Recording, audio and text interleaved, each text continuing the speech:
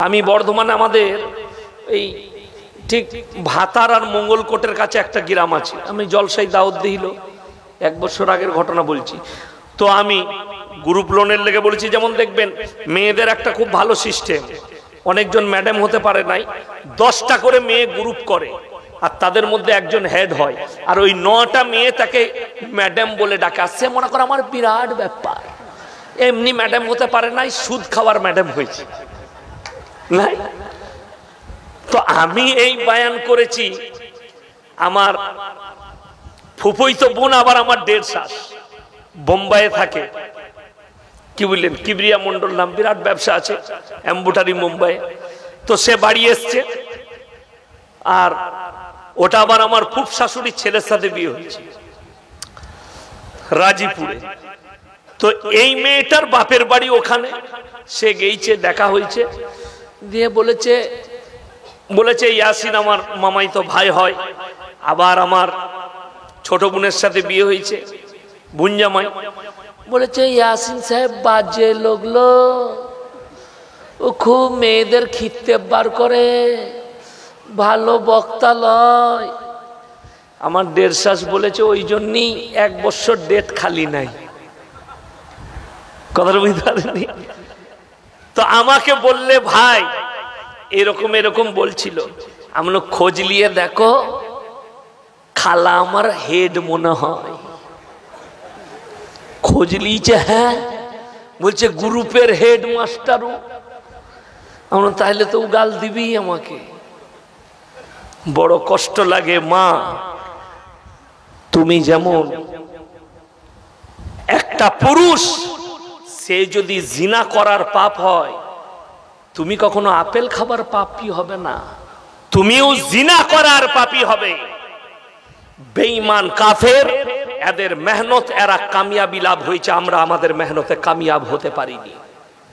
জলসা করে, দাওয়াত ও তাবলীগ করে, মেহনত করে, জুম্মায় বয়ান করে কোনো ফায়দা হয়নি।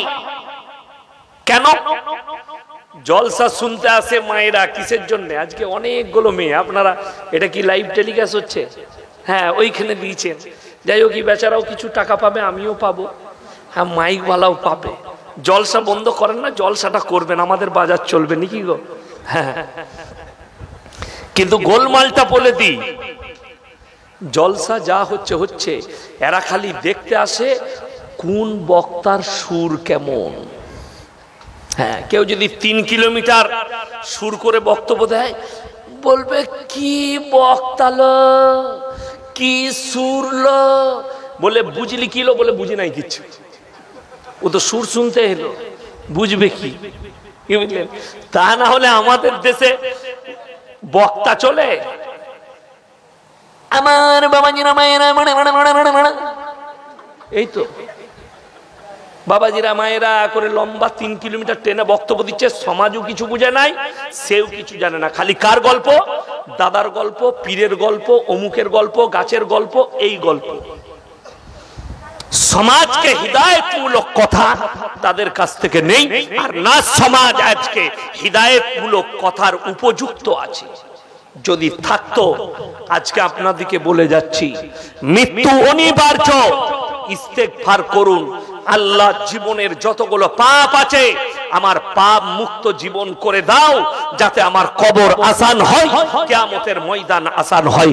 রাসূল আকরাম সাল্লাল্লাহু আলাইহি সাল্লামের হাদিস, মুসান্নাফ ইবনে আবু শাইবার হাদিস, তোমরা যে মসজিদগুলো দেখতে পাচ্ছ, কিয়ামতের পূর্বে মসজিদগুলো নামাজিতে ভরে যাবে, ভর্তি হয়ে যাবে।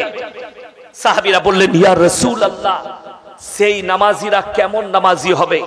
আল্লাহর হাবিব বললেন, তারা নামাজিগুলো হবে সুদখোর নামাজি, তারা সবাই সুদ খাবে, আর বড় বড় অট্টালিকা বাড়ি বানাবে, বড় বড় শপিং মল বানাবে, মুমিন কেউ থাকবে না।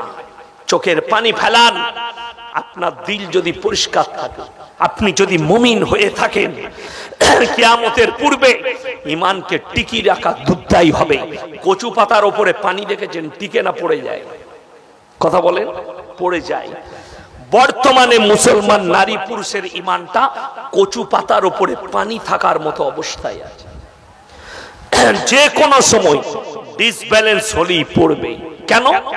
বেঈমান কাফের আপনাকে চারিদিকে ঘেরে ধরেছে, চারিদিকে। নামাজই বাড়ছে, যুবকরা নামাজও পড়ছে, পাপও করছে। যুবকরা নামাজও পড়ছে, পাপও করছে। মুসলমান নামাজও পড়ছে, সুদ খাচ্ছে, আপনার পরকিয়া করছে, নাজায়েজ কাজ করছে, হারাম কাজ করছে। আমি কেন বললাম? মুখে এক মুষ্টি দাড়ি, রং খেলছে, নামাজও পড়ে, সে 5 ওয়াক্তের, আমি তাকে চিনি, 5 ওয়াক্তের নামাজও পড়ে, অথচ সে হারাম কাজে লিপ্ত। সে জানেই না ওই জায়গায় আমার পা রাখাটাই হারাম, ওই জায়গায় যাওয়াটা সাপোর্ট করা তার মানে আমি গুনার মধ্যে লিপ্ত আছি।